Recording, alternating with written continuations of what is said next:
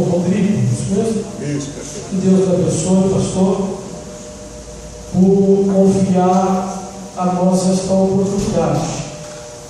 Também quero agradecer pela vida de todos os envolvidos com esse trabalho, o presbítero Roger, também o servo de Deus, o Rafael, que me fez o convite para estar aqui. Que Deus abençoe. Quero parabenizar a igreja, o pastor, toda a liderança da igreja, por essa iniciativa. Quando me foi feito o convite, o Rafael me disse: pastor, vão ser 3 dias de ministrações, isso mesmo? Vão ser 3 dias de ensino da palavra de Deus. E eu fiquei alegre, porque hoje as lideranças das igrejas pensam em grandes eventos, o que não é errado, mas pensam em grandes eventos para fazer marketing, para ganhar dinheiro, eventos onde se faz de tudo, onde se promove até mesmo entretenimento para os crentes, para o povo. Porém tem sido deixado de lado o ensino da palavra de Deus. Aquilo que era para ser prioridade tem sido deixado de lado. Ah, pastor, aqui não é interessante, aqui é maçante, aqui é assim, meio chato, é que não desperta o interesse da gente. Amados, nós somos salvos porque, antes de mais nada, nós cremos na pregação do Evangelho. Graças a Deus. Na pregação da palavra. Aquilo que nos alcançou foi o poder penetrante da palavra. Amém, graças a Deus. Se nós não vemos mais graça, se nós não vemos mais sentido naquilo que nos alcançou, então nós, ninguém além de nós, devemos contestar e questionar a nossa salvação. Peraí, se aquilo que me tirou lá do mundo, se aquilo que despertou em mim o arrependimento não está mais me chamando atenção, meu Deus, o que está acontecendo comigo? O que está acontecendo comigo? E o tema hoje é exatamente um dos que mais me chama a atenção: a importância do conhecimento bíblico. Esse tema é o textual da minha vida, irmãos. É o fator norteador do meu ministério. Eu sou ministro do Evangelho, da Misericórdia do Senhor. Nasci, fui criado na igreja, nunca me afastei dos caminhos do Senhor, graças a Deus. Aos 7 anos, aceitei Jesus como Salvador. Aos 9, fui batizado com o Espírito Santo. Aos 12 anos, comecei as águas do batismo. E aos 16 anos de idade, eu já estava envolvido com o ensino na igreja. Aos 16 anos, eu era professor de irmãos convertidos, de jovens. E com 19, 20 anos, já dava aula para obreiros, para a classe dos obreiros da igreja. E Deus foi trabalhando dessa forma. É algo na qual eu gosto, é algo na qual eu sou chamado. Então, falar de Bíblia para mim é algo que me fascina. Eu, pela misericórdia do Senhor, trabalho no ensino teológico da palavra do Senhor já há um bom tempo, desde 2007. Estamos trabalhando no ensino teológico, tanto para o nível básico, médio, como superior. E eu sempre digo para os irmãos, sempre digo para os alunos: a Bíblia é um livro que me fascina. Eu sou fascinado pela Bíblia. Assim, é algo que é uma paixão, um amor intenso, que cada dia cobra mais de mim mesmo. E todos os dias, em todas as aulas, meus alunos ouvem eu dizer a seguinte frase, e você vai repetir essa frase comigo. Eu digo para eles assim: leiam a Bíblia todo dia. Eu digo a eles, nem que seja pelo cansaço, eu vou vencer e vocês vão passar a ser leitores da Bíblia. Diga isso para o irmão que está do seu lado, diga para ele: leia a Bíblia. Leia a Bíblia. Eu Eu vou perguntar agora e você não responda. Eu faço questão que ninguém se manifeste. Você vai responder para você mesmo. Você já leu a Bíblia hoje? Hoje você já leu a Bíblia? Sabe por que é bom ninguém responder? Porque você mesmo, se leu, você vai dizer assim: eu li, pastor. Eu vou lhe dizer: muito bem, você não fez mais que sua obrigação como crente. Aí se você disser: não, eu não li, tudo bem, era para ter lido. A partir de hoje, então, passe a ter esse hábito, para que você possa conhecer melhor a Deus. O conhecimento bíblico hoje tem sido uma das coisas mais desprezadas pela igreja e mais desprezadas pela liderança da igreja. Nunca se viu uma geração de obreiros tão pobre de Bíblia como nos dias de hoje. Nunca se viu. Eu atuo na área do ensino, também atuo na área da palavra de Deus, sou pregador da palavra, tenho aqui alguns materiais, alguns temas de mensagens, prego a palavra, já viajei em muitos lugares do Brasil, e então eu também vivo nesse meio dos pregadores. E aí é lamentável que a maioria esmagadora não tem contato com a Bíblia. O cara se converte ontem, ele bota um suspensório, um sapato de duas cores, uma camisa de punho duplo, aprende uns trejeitos, umas poses, aprende a falar um jargão, assim, umas palavras bonitas, ele aprende uns trejeitos, uns gritos, umas palavras que mexem, que massageiam o povo e sai por aí pregando. E o pior não é essas pessoas pregando, o pior é a igreja, amém, glória a Deus, recebendo e comendo coisas que às vezes, que a maioria das vezes fazem mal, são nocivas. Eu estava num púlpito de um grande congresso no Brasil, onde pregadores renomados, eu estava sentado no púlpito e estava pregando um desses pregadores renomados, extremamente conhecidos no Brasil, no mundo, pregando, e ele estava pregando uma heresia criada e combatida por João, uma heresia que foi criada no começo do segundo século da igreja, por um homem chamado Cerinto. É o gnosticismo da corrente de Cerinto. E essa doutrina ensina que Jesus, quando ele nasceu, até os 30 anos, ele era um homem comum, natural. O Jesus de Nazaré, filho do seu Zé da Capitaria, da Maria.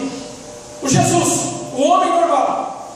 Mas a partir do momento que Jesus foi batizado, então o Espírito Santo entrou nele, e a partir daquele momento, ele assumiu, só ali, ele assumiu a segunda natureza, que foi a natureza divina. E a partir de então ele se tornou Jesus, o Cristo. Ele pregava isso no púlpito desse grande congresso, desse renomado congresso. Eu assentava no púlpito vendo ele pregar isso. E eu não sei o que foi o pior, ver ele falar essa heresia gritante, ou ver o povo quase morrendo emocionado em ouvir isso, ovacionando e vibrando por ouvir essas palavras. Pessoas do meu lado levantavam a mão e diziam amém, aleluia, glória a Deus. E eu sentado, sentindo uma mistura de sentimento, como que ira, mas um pouco também sentimento de culpa. Eu falei: meu Deus, eu não estou levantando, eu não. Será que eu sou carnudo? Será que eu sou frio? Será que eu sou gelado? Será que eu não sou do fogo? Será que eu não sou pentecostal? Mas olha o que ele está falando. Eu não posso dar glória a Deus com um negócio desse, e todo mundo vibrando, e eu ali me sentindo mal. O povo ovacionando isso, vibrando ao ouvir isso, meu Deus, dizendo que Deus estava naquele recinto, dizendo que o Espírito Santo estava se movendo naquele recinto, sendo proferidas heresias desse tipo para a igreja.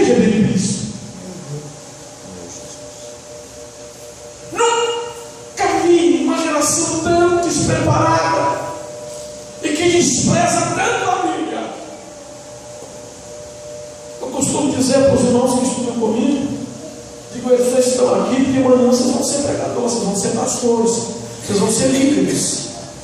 Deus trouxe vocês aqui porque Deus cuidava com vocês. E vocês vão ministrar para a igreja de Cristo, para a noiva do Cordeiro. Aquelas pessoas para quem vocês vão falar não é um público dispensável, não. Não são pessoas que vocês podem manipular a emoção deles, não. São pessoas que vão se assentar na igreja carentes de ouvirem algo bom e construtivo da palavra de Deus. Então a responsabilidade é grande. Você vai servir, você vai falar, você vai pregar, você vai ensinar a noiva do Cordeiro. Isto é nobre, isto é honroso, mas é pesado, exige preparo. Antes de eu estar aqui, eu fui instruído na palavra, eu me assentei, eu vi muito. Alguém falava para mim, em estudo bíblico, eu era o primeiro a chegar. Glória a Deus. Escola dominical, nem se fala, irmão. Eu fui formado em escola dominical. Até hoje eu sou superintendente de escola dominical. Amo esse trabalho. E a gente vê a maioria das pessoas desprezarem isso. Nós precisamos nos atentar para conhecer a Bíblia. O tema aqui é a importância do conhecimento bíblico. Conhecer é algo mais intenso, mais íntimo, mais profundo, porque você tem apenas um contato superficial. Eu estou aqui hoje, vocês estão me vendo aqui, mas você não vai poder sair daqui dizendo que você me conhece. Não, você me viu ministrar. Quem me conhece é quem convive comigo, é quem almoça comigo. Quem me conhece é quem está todo dia ali comigo, minha família, os meus amigos. São as pessoas que convivem do meu lado. Eles me conhecem. Então, quando falamos em conhecer a Bíblia, estamos falando mais do que algo superficial. Apenas ler.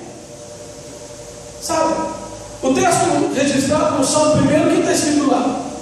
Bem-aventurado o varão que não anda segundo o conselho dos ímpios, e nem se detém no caminho dos pecadores, e nem se assenta na roda dos escarnecedores.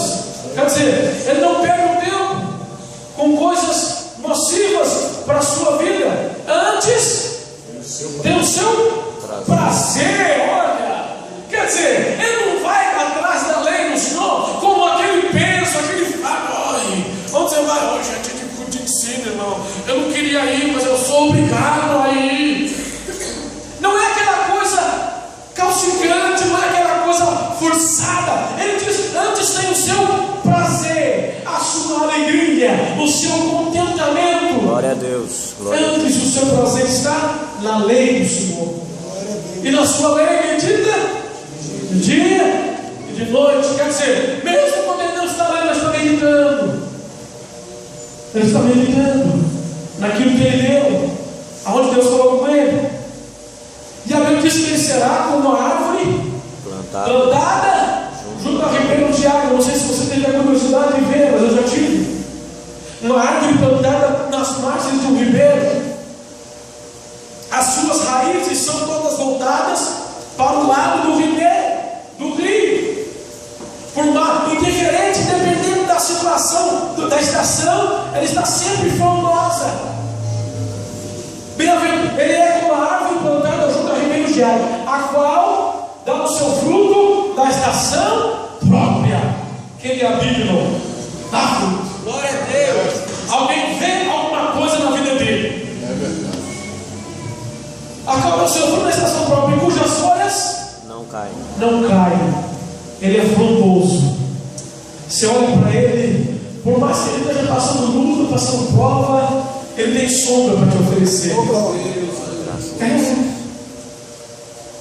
E tudo quanto fizer, prosperará. Olha que legal. A turma fala tanto do projeto de prosperidade. O segredo da prosperidade está aí. Glória a Deus. Meditação e a observância da palavra. Meu Deus. Amém. A Bíblia não é algo para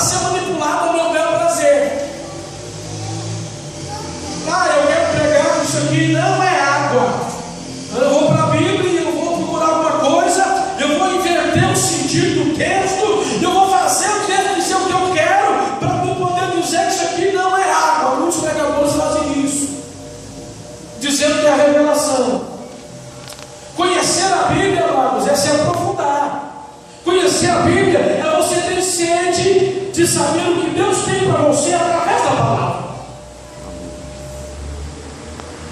O livro que nós fizemos a leitura é o livro de Oséias. E o tema desse livro, o assunto desse livro é prostituição espiritual. Adultério espiritual. O povo de Deus, que era para ser exclusivo de Deus, estava se relacionando com outros deuses. Estava traindo Deus. Estava traindo a Deus. O tema do livro de Oséias é esse. E aqui, nesse capítulo, Deus começa a falar para o povo que eles estavam cometendo adultério, homicídio, assassinato e muitas outras coisas erradas. Aí entramos então no versículo 6, onde Deus diz: o meu povo não vai ser destruído. O meu povo foi destruído. É verdade. Foi. Deus estava dizendo que o seu povo já estava destruído. No livro de Amós, no capítulo 5, a partir do versículo 1, Deus começa a usar Amós para falar com o povo de Deus, dizendo assim: buscai-me e vivereis. Mas a partir do versículo 1, Deus introduz, Deus usa o Amós para falar com o povo de Israel, cantando e dizendo uma música fúnebre cantada naquele tempo. Quando o povo ia enterrar alguém, eles cantavam aquela música. Lê o capítulo 5 de Amós na sua casa, e você vai ver que Deus começa a falar com o povo dele, cantando aquela música, dizendo: para mim vocês estão mortos. Mortos. Por quê? Lhe faltou conhecimento. Por causa disso, se corromperam. Por causa disso, se desviaram. Por causa disso, começaram a crer em outras doutrinas. Por causa disso, perverteram o seu caminho e se afastaram de Deus. Falamos tanto de avivamento, falamos tanto de movimento, mas nos esquecemos que o genuíno avivamento, ele vem através da palavra. Amém. Graças a Deus. Abacuque falou isso. Abacuque capítulo 3, versículo 12, diz: ouvi a sua palavra, entendi. Aí então ele pede: aviva, Senhor, a tua obra no meio dos anos, e no meio dos anos a modifica. Avivamento que não passa pelo ensino, pela pregação e pela prática da palavra de Deus, não é avivamento, irmão. Eu sou pentecostal, eu gosto de ver o fogo pegar, mas qualquer tipo de movimento, pode pular, pode plantar bananeira, se não tiver alicerçado na palavra, é movimentação humana, é emocionalismo, é mimimice, é da carne. Avivamento vem pela palavra. Avivamento vem pela pregação da palavra. Olha a igreja primitiva. E perseveraram todos unânimes na doutrina dos apóstolos, firmes e perseverantes, fiéis ao ensinamento da palavra. Precisamos conhecer a palavra. Precisamos conhecer a Bíblia para sermos crentes de melhor qualidade. Amém. Você pode observar, sempre tem aquelas pessoas que você conhece, que lê Bíblia, que gosta de comer Bíblia, e você vai ver que fofoca, passa longe desse tipo de gente. Comigo é assim, quando eu vou saber do negócio, já aconteceu, já morreu, já tinha que fazer o que fez. Você não ficou sabendo, mas eu não fiquei. Eu digo graças a Deus que eu não fiquei sabendo. Você ficou sabendo quem caiu? Eu não fiquei. Você ficou sabendo quem pegou? Eu também não sei. Mas você não sabe nada, você não é Bíblia, irmão. Vamos conversar com Bíblia? Eita, glória. Essas coisas passam longe de mim. E se você se aplicar na leitura da palavra, esse tipo de coisa que na verdade só traz encrenca, só traz confusão, só traz dor de cabeça para você, também vai passar longe de você. Não vamos conversar com o Roger, não, porque ele me chata, ele vai falar de Bíblia aí, né? Vamos, nem vou falar com ele, vai passar longe de você, vai desviar de você. Esse tipo de laço, de encrenca, de confusão, que vai trazer dor de cabeça para você. É na palavra que aprendemos que devemos orar, é na palavra que aprendemos que devemos jejuar, é na palavra que aprendemos que nós precisamos amar os nossos irmãos. está alicerçado. Agora, por que precisamos de conhecimento? Por que precisamos da Bíblia? Abra comigo sua Bíblia, por favor, na segunda epístola de Paulo a Timóteo. Segunda epístola de Paulo a Timóteo, capítulo 4. Segunda Timóteo, capítulo 4.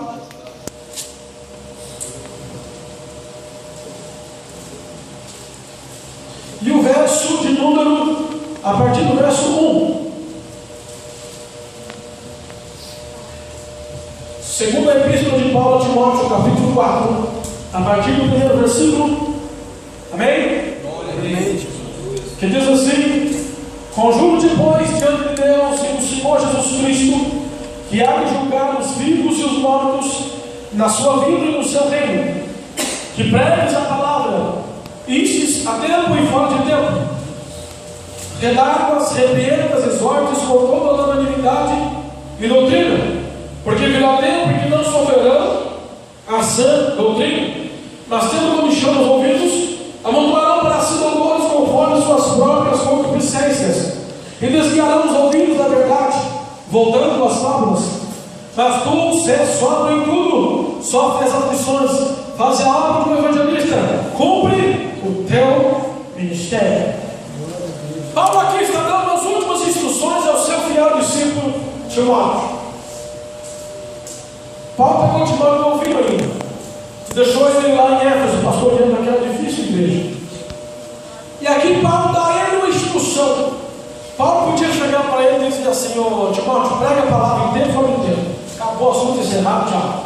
Mas não, olha como é que ele introduz o capítulo. Presta atenção, como é que o negócio era sério naquela época. Para você ver se hoje não é muito mais sério. Conjuro-te, pois, diante de Deus e do Senhor Jesus Cristo.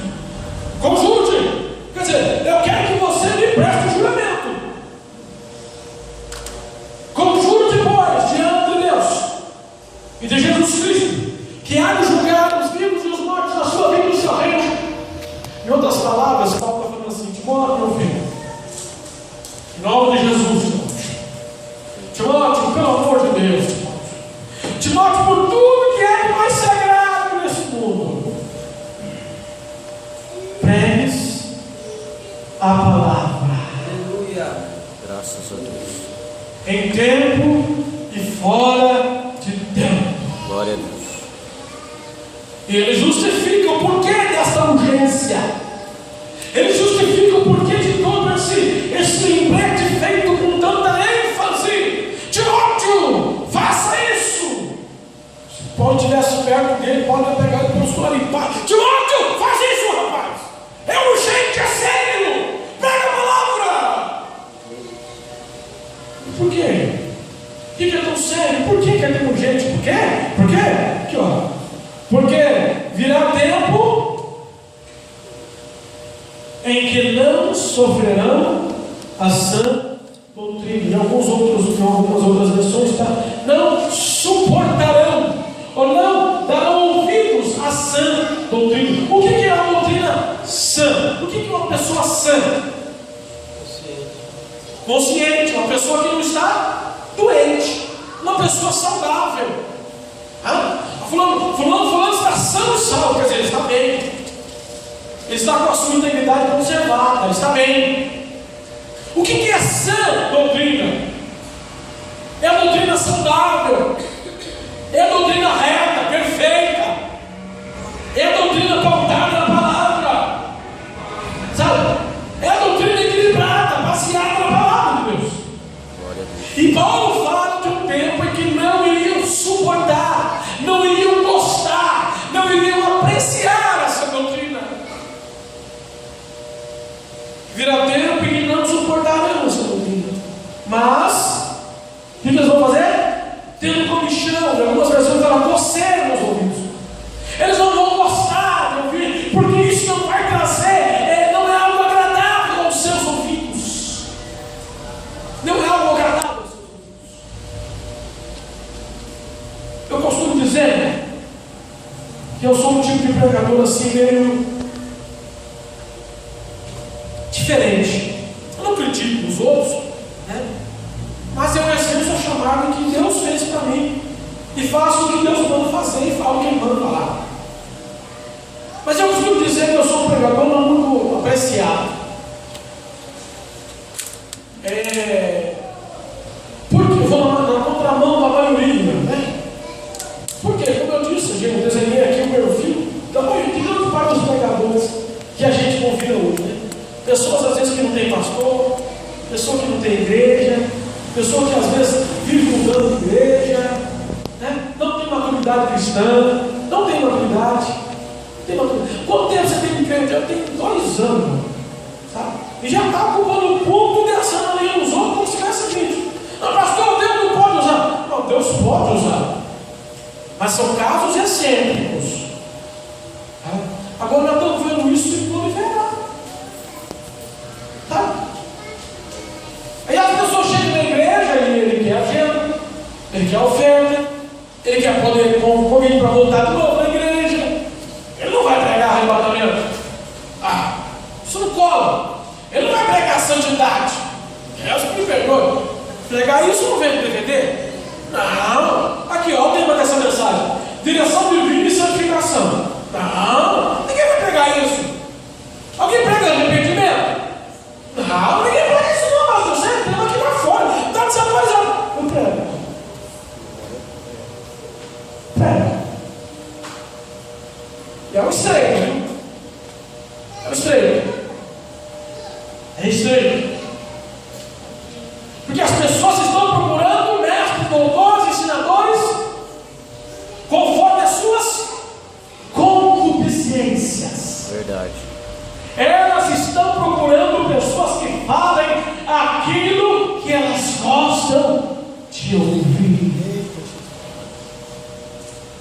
Deus vai abrir porta, Deus vai abrir o mar, Deus vai te exaltar. Isso. Sempre vai essas coisas. Tá? Deus vai te curar. Mas pastor, Deus não faz isso? Sim, Ele faz. Mas a base do nosso evangelho não é isso. Não é isso. Não é. Evangelho de carro novo, de casa nova. Tá? A gente vê um irmão da igreja que é bem pobrezinho, ele não tem dinheiro. Aí entra um ricaço. Aí a gente está vendo aquele lá? Ele é abençoado. Olha para quem que a gente está dirigindo a palavra abençoada, é para quem tem dinheiro. E o outro, não, aquele lá não. Quer dizer, aquele lá que não tem dinheiro, ele não é abençoado. Abençoado, o conceito hoje é só quem tem. Olha, irmão, eu estou falando de algo que nós estamos pensando, meu filho. A igreja pensa assim, a igreja enxerga assim.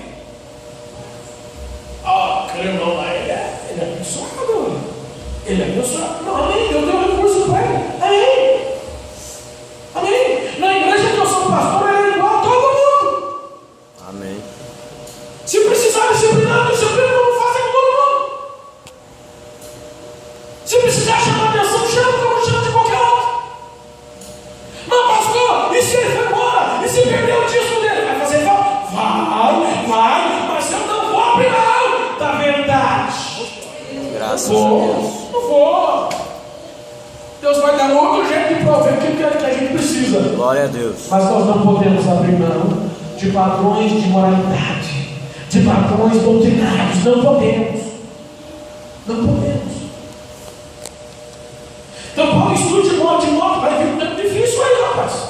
Vai vir um tempo apertado. E as pessoas não vão dar ouvido à verdade e vão querer ouvir fábulas, histórias. Eu assisti um DVD do pregador que ele dizia assim: eu quero pregar nessa noite sobre algo que poucos conhecem, uma teologia, ele fala assim, uma teologia paralela à nossa. Eu falei, só, beleza. Ué, ele já anunciou uma teologia paralela à nossa, teologia dela, Deus, logos, teologia, tratados, estudo, estudar sobre Deus. Se eu quero falar de uma outra teologia, bom, ele já anunciou uma teologia paralela à nossa, mas não é a nossa, é a paralela.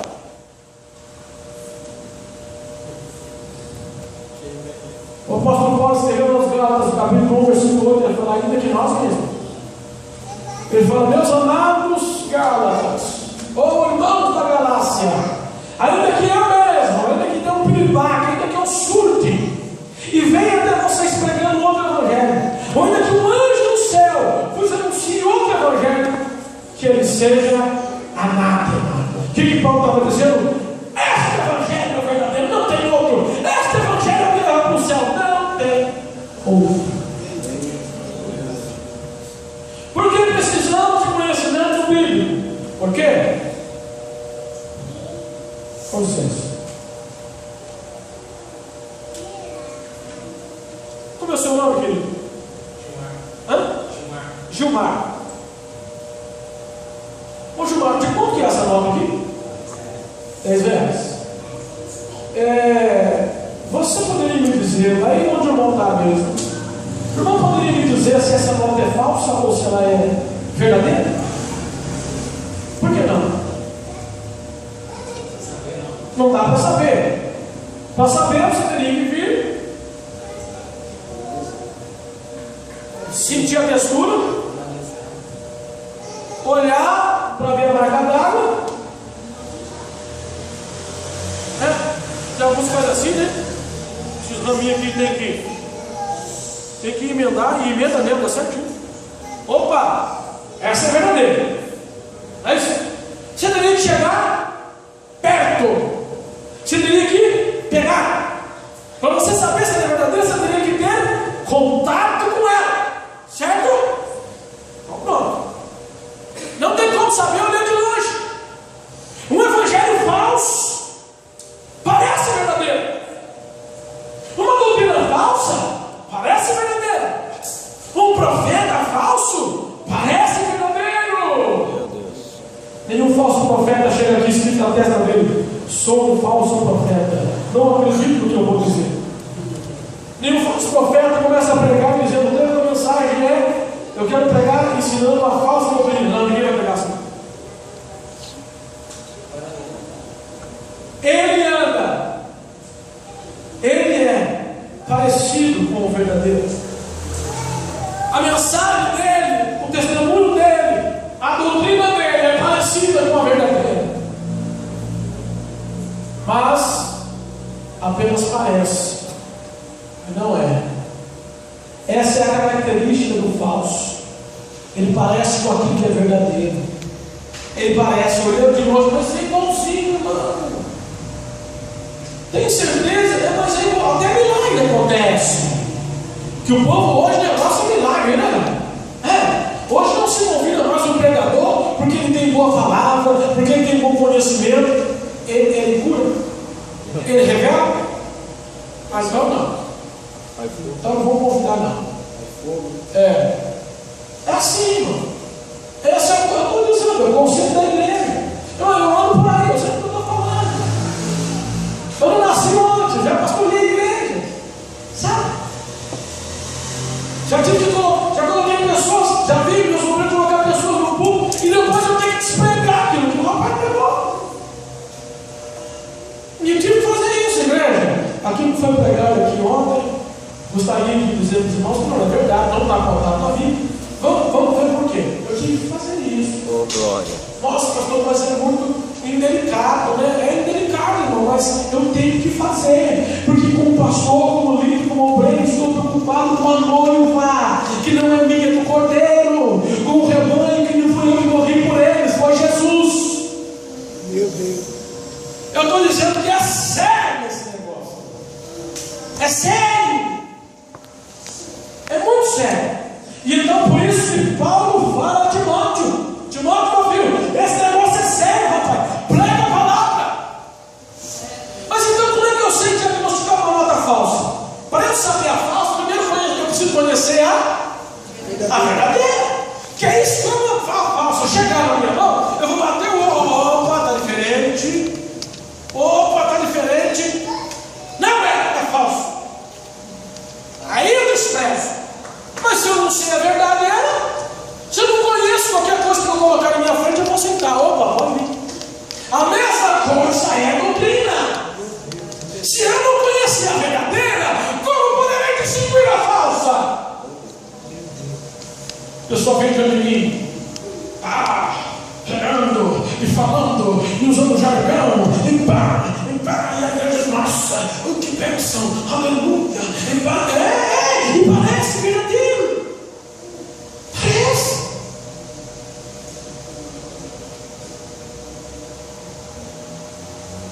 Uma vez eu estava numa vigília e ultimamente, para alguém me tirar da cama e levar para uma vigília, irmão, é muito difícil, porque a gente fica meio traumatizado, sabe? E eu fiquei traumatizado, muito vigília que eu fui, irmão, e eu vi tanta heresia sendo pregada, eu falei, era melhor eu ter ficado dormindo. Era melhor eu ter ficado dormindo em casa. Muito melhor! Credo, pastor, o senhor é muito chato. Eu mesmo já falei isso para mim. Eu falei, Deus, eu sou muito chato. Aí Deus falou comigo, eu te fiz assim, eu te uso assim, eu te quero assim. Paulo era mais chato que você, Pedro era mais chato que você, Martim Lutero era mais chato que você. Precisamos das pessoas chatas. Oh, glória! Você já quer esse termo? Então vamos lá, precisamos de mais chatas. Sim. E nessa vigília, o pregador com aquela voz, impostando a voz, dizendo que Jesus morreu, e enquanto Jesus estava morto, e os demônios faziam uma festa no inferno, celebrando, porque Jesus morreu, nós matamos o Nazareno, celebrando, aleluia, mas ao terceiro dia, ele rompeu os grilhões gelados da morte. Parece que vejo Jesus entrando no inferno, mete o pé na porta, aleluia, e lá estão os demônios festejando, batendo bandeiro e celebrando. Ele morreu, e de repente Jesus chega na porta e diz, ei, eu ressuscitei. Igreja, foi só capeta voando para todo lado, e de repente Jesus chega para o chefe, para Satanás, e fala, me dá. Então nessa aí a igreja estava morrendo agora de lá. E o chato aqui, o senhor. Está escrito isso. Me dá a chave, ele deu. Levante a mão e agora, Senhor, porque ele deu a chave.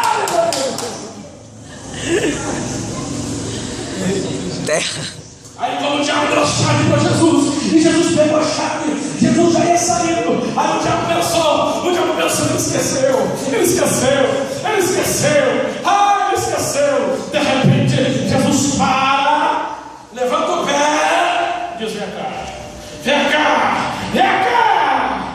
Igreja, levanta, esmaga comigo.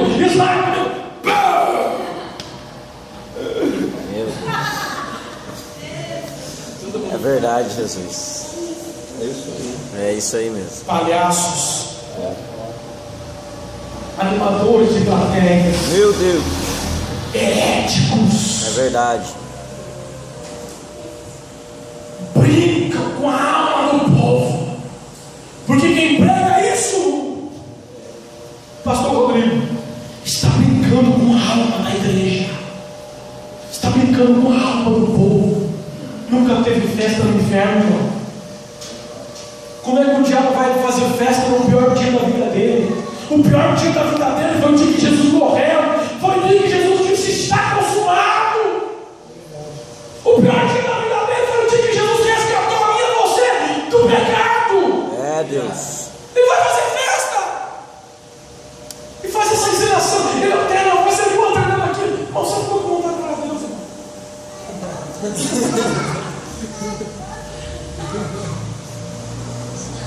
Pergunta para esse irmão da sua vez, se você estivesse lá, você ia para Deus, vamos falar a verdade.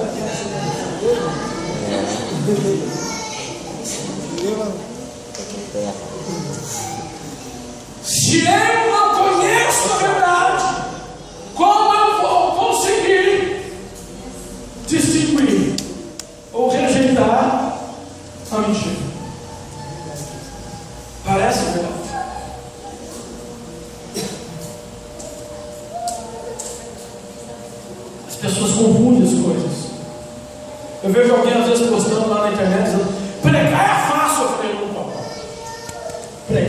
fácil.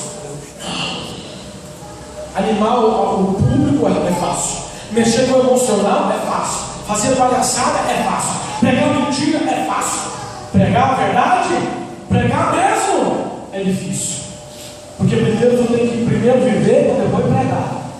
Tu tem que primeiro crer para depois fazer o povo crer. Tu tem que comer, ler, meditar, entender para depois transmitir para o povo. Não é fácil. Pregar a verdade não é fácil. É fácil fazer o que muitos estão fazendo por aí. O que muitos meninos estão fazendo por aí. É fácil. Isso é fácil. Sabe, irmãos?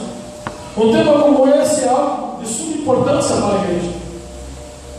A importância do conhecimento bíblico.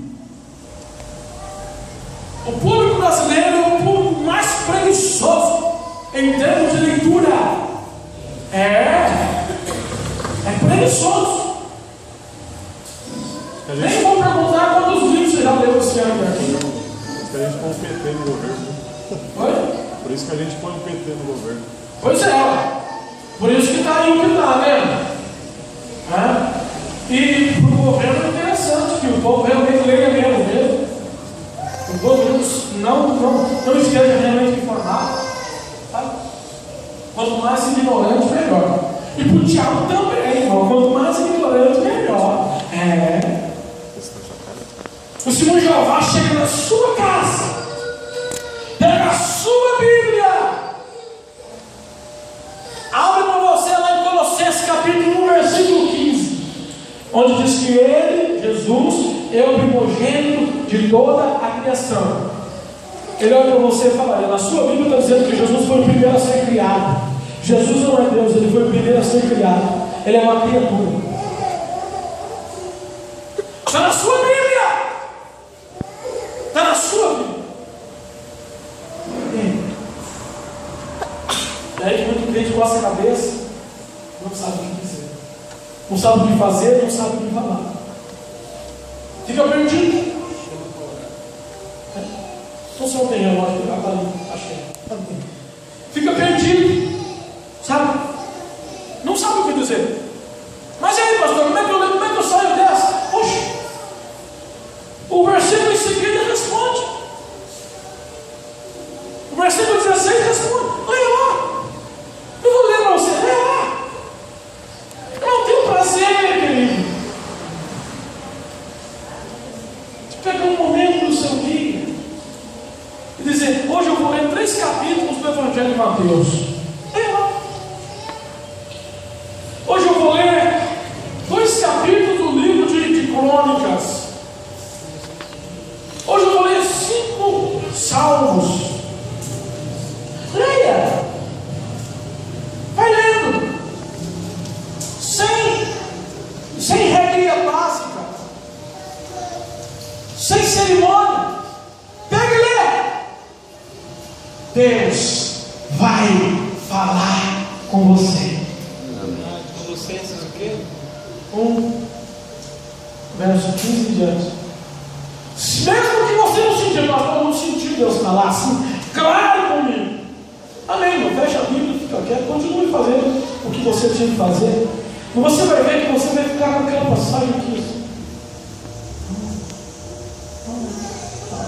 Aí lá na frente, você vai ver outra passagem. Aí você vai lembrar da que você leu hoje, olha e juntou. É por isso que assim você vai começar a formar o seu pensamento e as suas opiniões.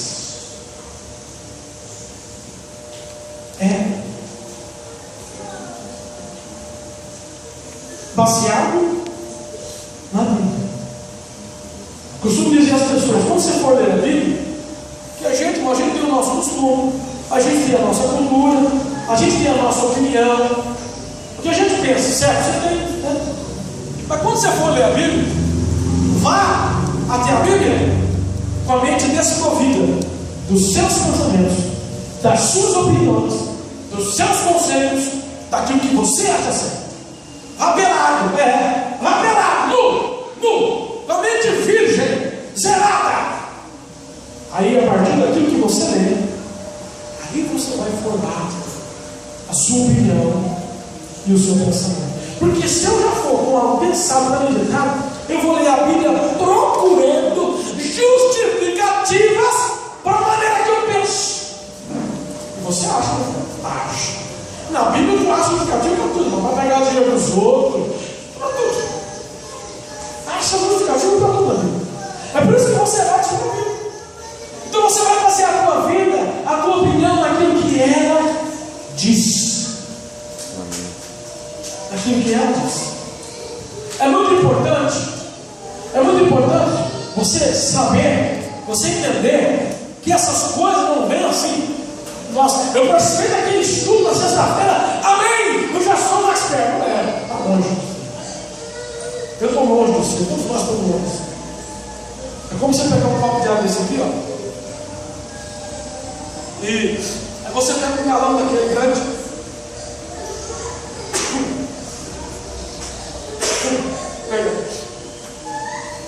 Você pega um galão grande daquele e despeja de uma vez só no copo. O que vai acontecer com o copo?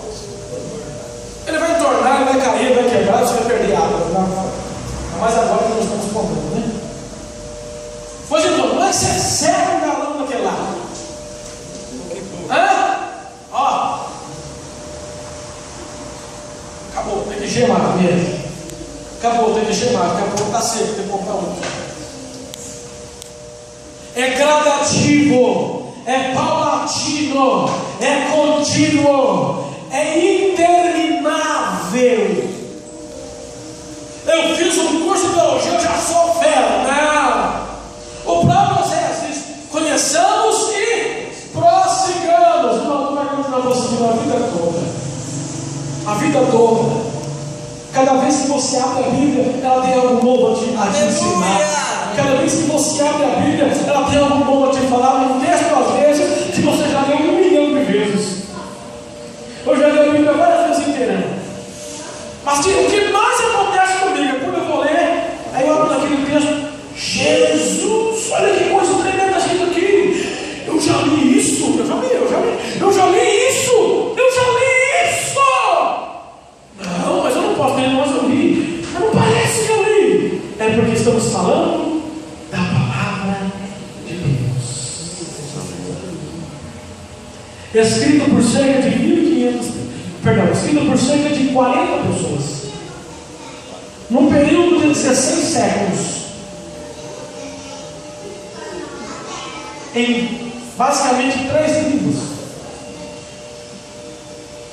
O livro mais lido, mais vendido e mais pregado e o mais atacado no mundo é a Bíblia. É a Bíblia Sagrada. Leia a Bíblia. Eu estou dizendo para você, esse tem sido o jargão da minha vida. Leia a Bíblia. Mas leia mesmo. Ah, pastor, eu sou regente de grupo, o que eu tenho a ver com a Bíblia? Você tem que tudo a ver com a Bíblia. Pastor, eu sou cantor, eu sou músico, o que eu tenho? Você tem tudo a ver com a Bíblia. Sabe por quê? Sabe onde são proferidas as maiores heresias hoje nas igrejas? Nos hinos, nas letras das músicas. É verdade. A pessoa não tem conhecimento bíblico, vai colocando essas músicas que incentiva a vingança entre os irmãos. Hoje a hipótese gira em torno da autopromoção, gira em torno da satisfação humana. São antropocêntricos.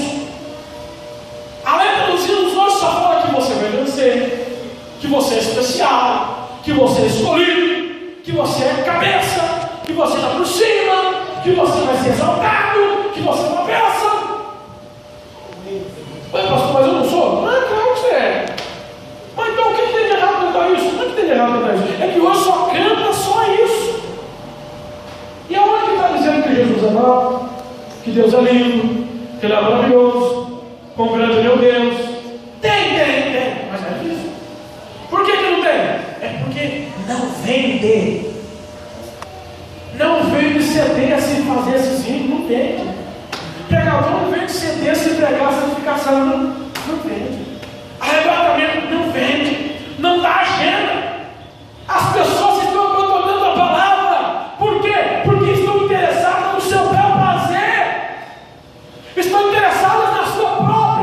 satisfação.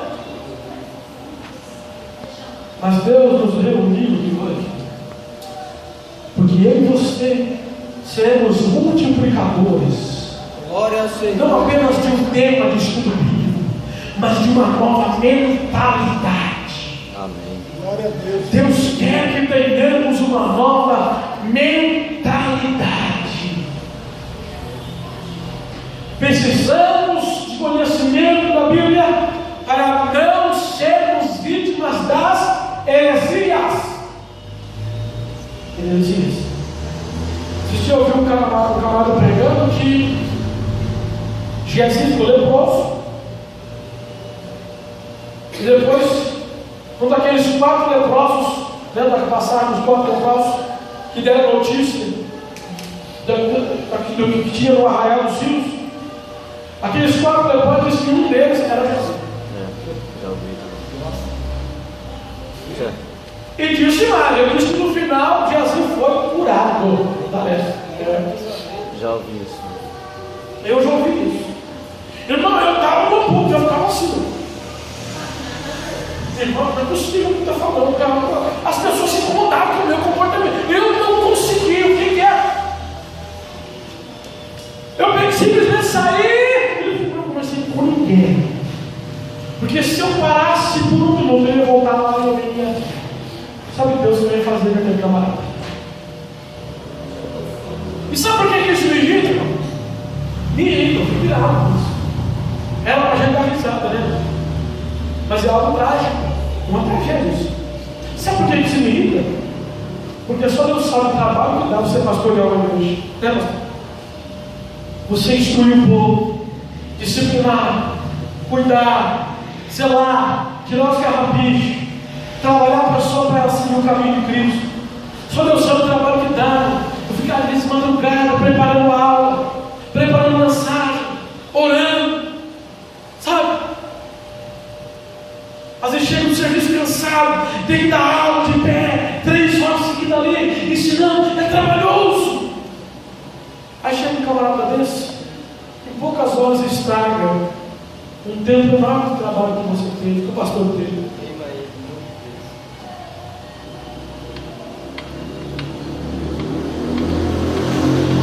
Sabe quem vai queimar ele? Não é Jesus. Somos nós. Somos nós. Eu e você. Eu e você. Não, pastor, nós vamos convidar o fulano de tal. Deixa eu ver quem é. Não, esse aqui não. Não, mas ele está aqui não. Mas a mesa pula, ele grita e fala, é até o nome da regenerada aqui. Mas por quê? Porque pega fora da Bíblia.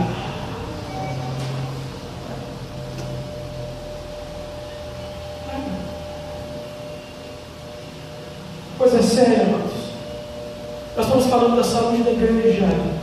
Precisamos buscar conhecimento bíblico para que tenhamos uma igreja, uma geração saudável.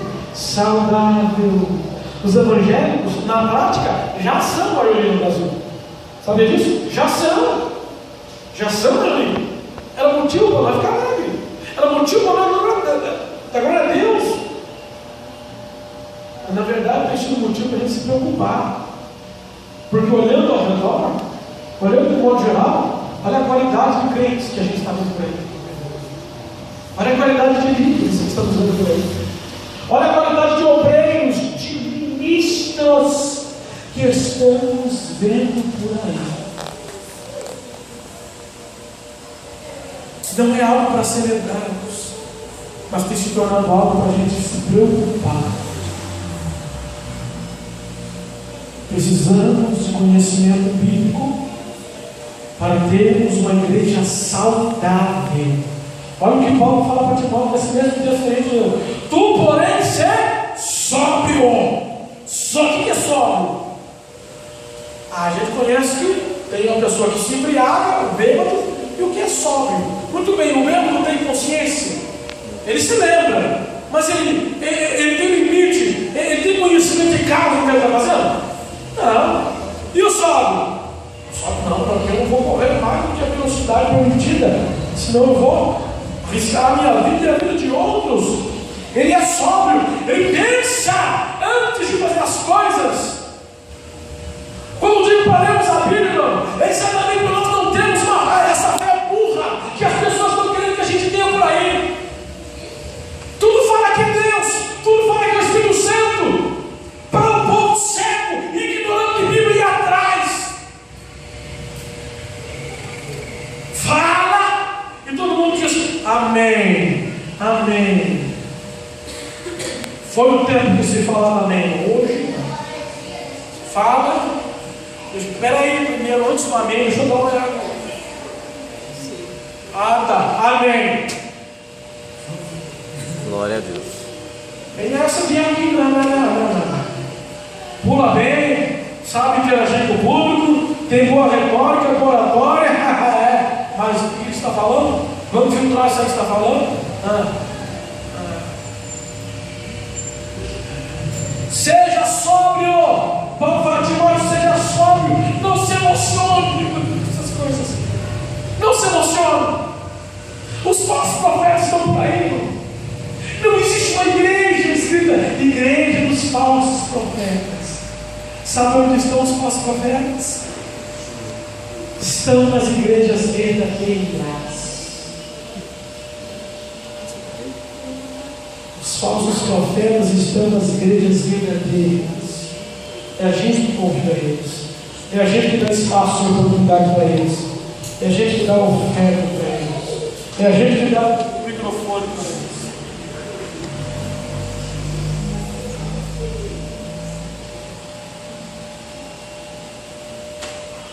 Jesus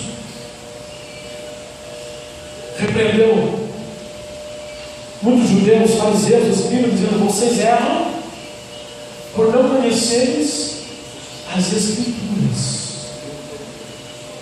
Puxa vida, os fariseus eles eram mestres, eles observavam na risca. Eles falavam: vocês não conhecem.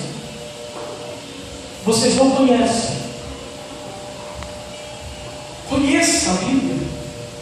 Conheça as Escrituras, para que você não caia em qualquer pregador que esteja pulando, vibrando e mudando a voz. Porque se eu mudar a minha voz, pode parecer que eu estou cheio da graça e da unção. E o povo cai nisso. O povo cai nisso. Porque ele sabe como atingir a emoção das pessoas. Aí o povo que não é Bíblia.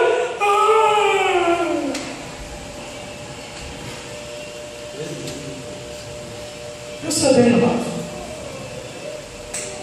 Pensa bem. Diante de um tema como esse, eu esperava de vocês exatamente a reação que eu estou tendo aqui de vocês. Eu esperava essa mesma reação. Sabe que tipo de reação? Perplexão e reflexão. Você vai sair daqui, pastor, hoje eu não pulei, não.